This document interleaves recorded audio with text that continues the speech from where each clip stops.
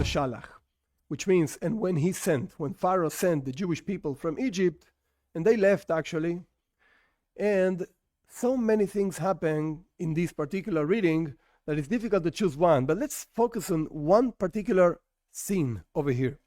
When Jews left Egypt, they were faced with the Yam Suf, the Red Sea, and at a particular point, the Egyptians went to chase for the Jews to bring them back. And the Jews, on one hand, they had the Red Sea. On the other hand, the Egyptians chasing them. It was pretty hard situation. What do we do right now? We go back, we jump into the sea, that means death. So what's going on over here?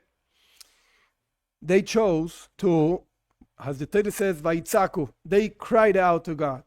It doesn't really say what they said. The text doesn't explain what they said, but they cried out to God.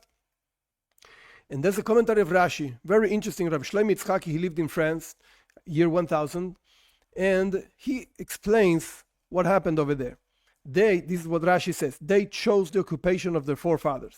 We find Abraham praying to God. We find Yitzchak praying to God.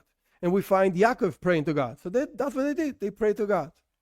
This is what Rashi comments. Now the question is, what's so difficult about this verse that they cried out to God because they were in a difficult situation? What's so difficult about the verse that Rashi has to comment? We know he was so precise, and in every single place where he comments and says something, that's because there's a problem with the verse.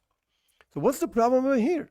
Furthermore, we do find already in Parshat Shmois, the Jewish people were suffering for the hard work, and they already cried out to God. And Rashi doesn't comment anything.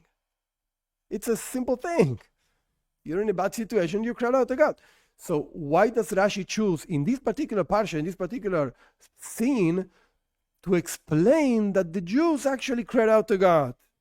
And the explanation is quite weird. They chose the occupation of the forefathers. Rashi doesn't say they prayed, which would be the regular simple explanation. Rashi says they chose the occupation of their forefathers.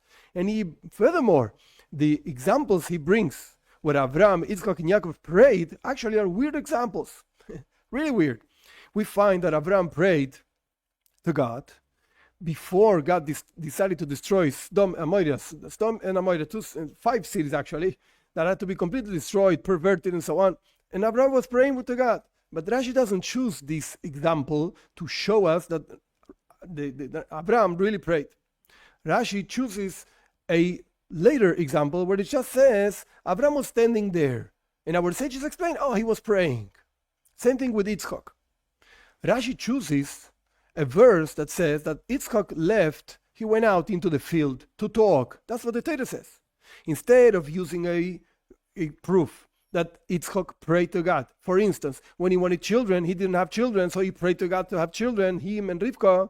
No, Rashi chooses a different verse. Yitzchak went out into the field to talk. And our sages say, this talk? Yes, this talk was prayer. And the same thing by Yaakov. We find that Yaakov prayed to God, Atzileinina, please save me from my brother from Esau. And still, Rashi does not choose that verse to prove that Yaakov prayed to God. Rather, he chooses Va'ivga b'makom. Yaakov found a place, and suddenly he saw stairs, and then Parshas Vayetze, whatever the case was. And our sages say, he found a place. Va'ivga, the word Va'ivga in Hebrew means also praying. So it's strange. Rashi wants to prove that our forefathers prayed, and he picked up verses that are not so clear that they were praying. Our sages have to come and say that they were praying. Why? What's Rashi doing over here? In order to understand this, we have to understand what really was the problem with this verse, that the Jewish people were crying out to God, that Rashi chose to explain. And with that, we'll understand what's going on. The problem is the following. It's pretty simple. The problem is, God promised the Jewish people he would take them out of Egypt. He would give them the Torah at Mount Sinai. He would make them enter the land of Israel, the land of Canaan, to make it in the land of Israel. And still, in the first problem they found, Red Sea, Egyptians, what do we do? First problem they found, they started praying. Wait a second. If you really believe in God, if God promised you that he's going to save you and he's going to help you and so on, what do you pray for? God already promised you. And on the other hand, if you don't believe in God, Chas v'shalom, God forbid, if you don't believe in God, so what do you pray for? Over here, these guys were praying, but God promised you. Yeah, but I don't understand. He promised you, don't pray. And if you pray, what are you accomplishing over here? That's why Rashi says, look, there are two types of prayer. Actually, Rashi doesn't say this, but this is the explanation of what's going on. There are two types of prayer. There's a prayer where you actually ask for something. You request, or you claim, or whatever. You thank God for something. That's one type of prayer.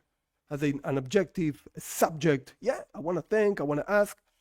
But then there's another type of prayer where you don't ask anything. You don't ask anything. You don't ask, you don't thank for anything. You don't claim anything. You just pray.